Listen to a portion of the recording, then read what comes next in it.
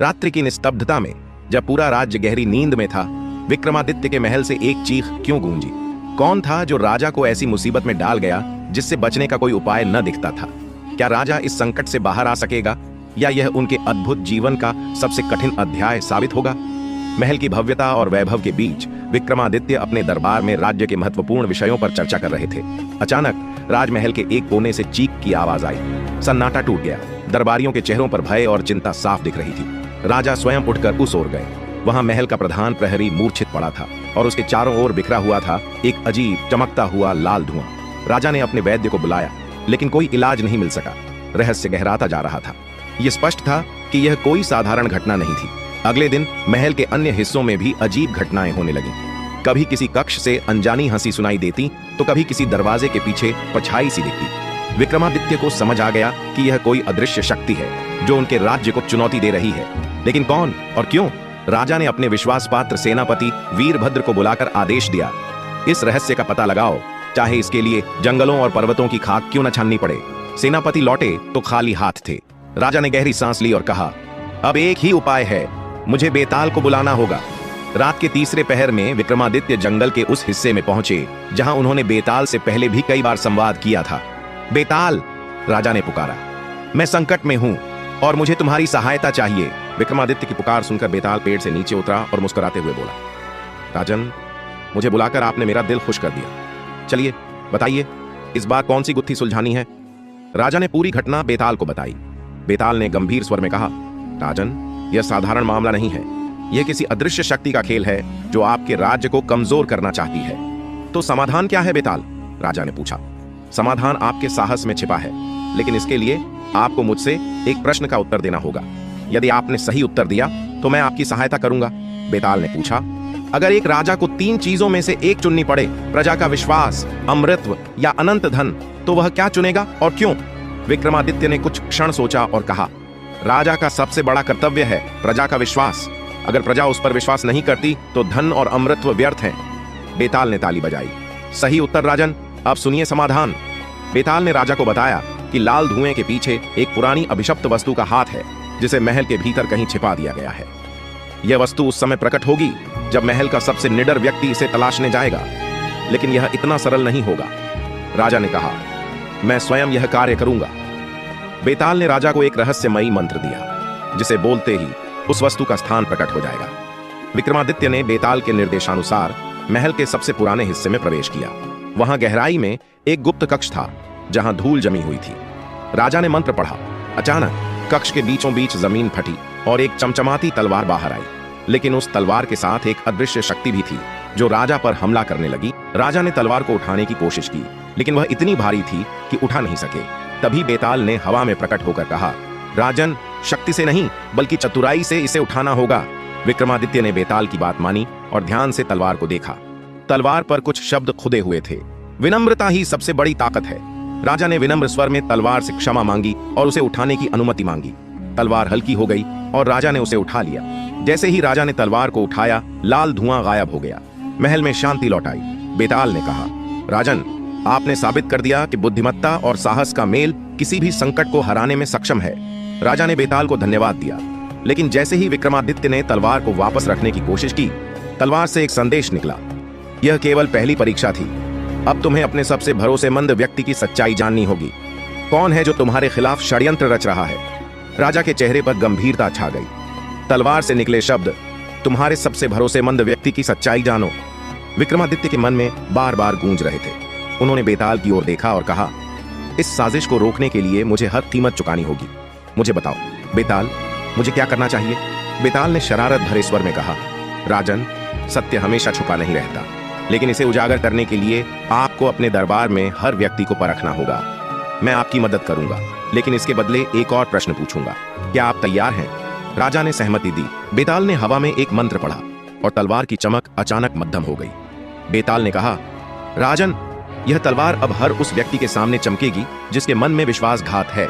आपको दरबार में इस तलवार को लेकर जाना होगा, लेकिन सावधान रहना, तलवार के प्रकाश को हर कोई नहीं देख पाएगा। केवल वे ही देखेंगे जिनके मन में छल है। राजा ने दरबार में तलवार लेकर जाने का निर्णय लिया। अगले दिन दरबार में राजा ने घोषणा की, यह तलवार मेरे पूर्वजों की विरासत है।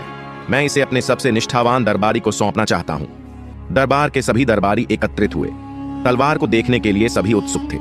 जैसे ही राजा ने तलवार को उठाया, दरबार के कुछ चेहरे अचानक भयभीत हो गए। बेताल ने राजा के कान में फुसफुसाया, देखिए राजन, जिनके चेहरे पर भय है उन पर नजर रखिए, लेकिन उनके मन की सच्चाई को जानने के लिए आपको और गहराई में जाना होगा। रात के अंधेरे में राजा ने उन दरबारियों की गतिविधियों पर नजर रखने के लिए अपने सबसे विश्वसनीय गुप्तचरों को भेजा।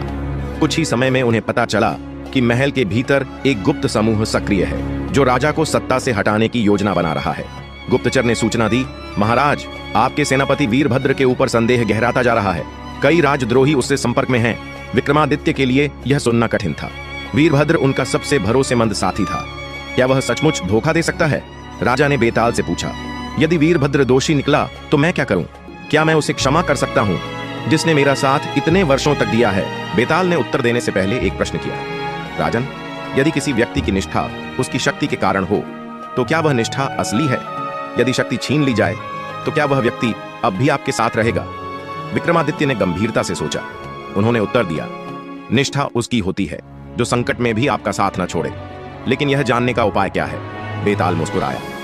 उपाय आपके ही हाथों में है। वीरभद्र को परखने का समय आ गया है। अगले दिन राजा ने वीरभद्र को बुलाकर कहा, मुझे सूचना मिली है कि राज्य के भीतर साजिश रची जा रही है। मैं चाहता हूं कि तुम इस साजिश का पर्दाफाश करो, लेकिन याद रहे यह कार्य तुम्हारे लिए जीवन और मृत्यु जैसा हो सकता है। वीरभद्र ने सिर झुकाकर कहा, महाराज, मैं आपकी आज्ञा का पालन करूंगा। वीरभद्र ने गुप्त जांच शुरू की, लेकिन जैसे ही वह साजिश के करीब पहुंचा, एक दिन महल में खबर आई कि वीरभद्र को जंगल में घायल अवस्था में पाया गया है। राजा ने खुद जाकर वीरभद्र से मुलाकात की। घायल अवस्था में भी वीरभद्र ने राजा को बताया, महाराज, साजिश का मुख्य सूत्रधार आपका सबसे करीबी राजगुरु है। वह आपकी सत्ता को समाप्त कर राज्य पर कब्जा करना चाहता है। यह सुनते ही राजा को गहरा धक्का लगा। राजा ने तुरंत बेताल को बुलाया। राजगुरु, यह कैसे संभव है? उसने हमेशा मेरे राज्य का भला चाहा है। बेताल ने कहा, हर व्यक्ति अपनी आकांक्षाओं का गुलाम होता है, लेकिन सत्य तक पहुंचने के लिए आपको राजगुरु को एक ऐसी स्थिति में डालना होगा जहां उसकी सच्चाई सामने आ सके। राजा ने राजगुरु को बुलाकर कहा, मुझे पता चला है कि वीरभद्र ने तुम्हारे खिलाफ झूठा आरोप लगाया है। मैं चाहता हूं कि तुम खुद इस साजिश का पर्दाफाश करो। महल में शांति लौट आई थी, लेकिन विक्रमादित्य के मन में बेचैनी थी। रात के अंधेरे में जब वह अपने कक्ष में विचार मग्न थे तो एक पक्षी उनकी खिड़की पर आकर बैठा। पक्षी के पैर में बंधा हुआ एक छोटा सा पत्र था। पत्र पर लिखा था, राजन, तुम्हारे राज्य की सीमाओं पर एक छिपा हुआ खतरा है। यदि तुम सच जानना चाहते हो तो अपने सबसे गहरे डर का सामना करने के लिए तैयार रहो। कल रात अमावस्या के समय जंगल की ओर जाओ।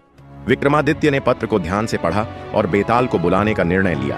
बेताल, राजा ने जंगल में जाकर पुकारा। कुछ क्षणों बाद बेताल पेड़ से नीचे उतरा और हंसी भरे स्वर में बोला, राजन, लगता है मुसीबतें आपको मुझसे दूर नहीं रहने देती। इस बार कौन सी गुत्थी सुलझानी है? राजा ने पत्र बेताल को दिखाया। बेताल ने पत्र को पढ़ते ही कहा, यह खतरा साधारण नहीं है। जो तुम्हें बुला रहा है वह कोई मित्र नहीं, लेकिन यदि तुम सच्चाई तक पहुंचना चाहते हो तो तुम्हें मेरी शर्त माननी होगी। कौन सी शर्त? विक्रमादित्य ने पूछा। मैं तुम्हें एक और पहेली पूछूंगा। यदि तुम उसका उत्तर नहीं दे सके तो मैं तुम्हारी मदद नहीं करूंगा। क्या तुम तैयार हो?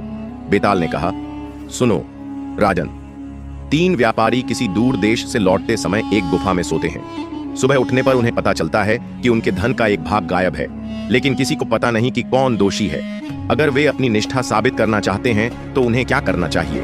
राजा ने थोड़ी देर विचार किया और उत्तर दिया, वे अपने धन को बराबर बांटकर एक दूसरे की संपत्ति की रक्षा का प्रण लें।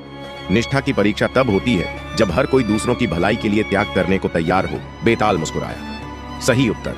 अब मैं तुम्हें उस छिपे हुए खतरे की सच्चाई तक ले जाऊंगा, लेकिन याद रखना राजन, इस बार तुम्हें अपने भय से लड़ना होगा। अमावस्या की रात विक्रमादित्य और बेताल जंगल की गहराई में पहुंचे। वहां एक पुरानी रहस्यमयी गुफा थी। गुफा के द्वार पर विचित्र संकेत खुदे हुए थे। बेताल ने कहा, राजन, यह गुफा तुम्हारे सबसे बड़े शत्रु का अड्डा है, लेकिन अंदर प्रवेश करने से पहले तुम्हें अपना सबसे गहरा भय व्यक्त करना होगा। विक्रमादित्य ने गंभीर स्वर में कहा, मेरा सबसे बड़ा भय है कि मेरी प्रजा मुझ पर विश्वास खो दे। गुफा के द्वार अपने आप खुल गए। गुफा के भीतर अंधकार था। दीवारों पर चमकती रोशनी और छिपे हुए शब्द दिखाई दे रहे थे। एक आवाज गूंजी, विक्रमादित्य, तुम्हारे राज्य की शांति को छीनने के लिए मैं आया हूं, लेकिन मैं तुम्हें मौका देता हूं। यदि तुम मेरे सवालों का उत्तर दे सको तो मैं तुम्हारे राज्य को बख्श दूंगा। राजा ने आवाज का सामना करते हुए कहा, पूछो अपने सवाल। मैं सत्य और धर्म का पालन करता हूं। मुझे कोई नहीं डिगा सकता। आवाज ने पहला सवाल पूछा। यदि दो राजा युद्ध करें और दोनों ही धर्म का पालन करें तो कौन विजयी होगा? विक्रमादित्य ने उत्तर दिया, जो राजा अपनी प्रजा के लिए लड़ रहा है वह विजयी होगा। धर्म प्रजा की भलाई में निहित है। आवाज शांत हो गई। फिर दूसरा सवाल पूछा गया, अगर किसी को अपना राज्य बचाने के लिए अपनी सबसे प्रिय चीज का बलिदान करना पड़े तो क्या वह धर्म होगा? राजा ने उत्तर दिया, यदि बलिदान प्रजा के कल्याण के लिए है तो वह सबसे बड़ा धर्म है। आवाज का सामना करने के बाद गुफा के भीतर से एक परछाई प्रकट हुई। वह विक्रमादित्य के पुराने शत्रु शलभनंद का था, जो वर्षों पहले युद्ध में मारा गया था। शलभनंद ने कहा, राजन, मेरी आत्मा को चैन नहीं मिला। तुम्हारे राज्य की शांति मुझे जलाती है। मैं तुम्हें बर्बाद करना चाहता हूं, लेकिन तुम्हारी बुद्धिमत्ता ने मुझे परास्त कर दिया। शलभनंद की आत्मा गुफा के भीतर समा गई और गुफा के दरवाजे फिर से बंद हो गए। गुफा के बाहर आते ही बेताल ने कहा, राजन, आपने अपने धैर्य और बुद्धिमत्ता से इस संकट को टाल दिया, लेकिन यह खतरा यहीं समाप्त नहीं होता। तुम्हारे राज्य की सीमाओं पर एक नई ताकत उभर रही है। कौन सी ताकत? राजा ने पूछा। बेताल ने रहस्यमयी मुस्कान के साथ कहा, यह जानने के लिए तुम्हें अगले अमावस्या की रात फिर मुझे बुलाना होगा। तब तक सावधान रहना, तुम्हारे दुश्मन तुम्हारे सबसे करीब हैं। राजा विक्रमादित्य को एक अज्ञात शक्ति का सामना करना होगा, जो उनके राज्य की सीमाओं पर कब्जा जमाने की तैयारी कर रही है। क्या वह इस नए संकट को रोक पाएंगे या यह उनके साम्राज्य का सबसे कठिन संघर्ष होगा? यह कथा राजा विक्रमादित्य और बेताल की रोमांचक और रहस्यमयी यात्रा को और गहराई देती है। जानने के लिए अगले भाग का इंतजार करें।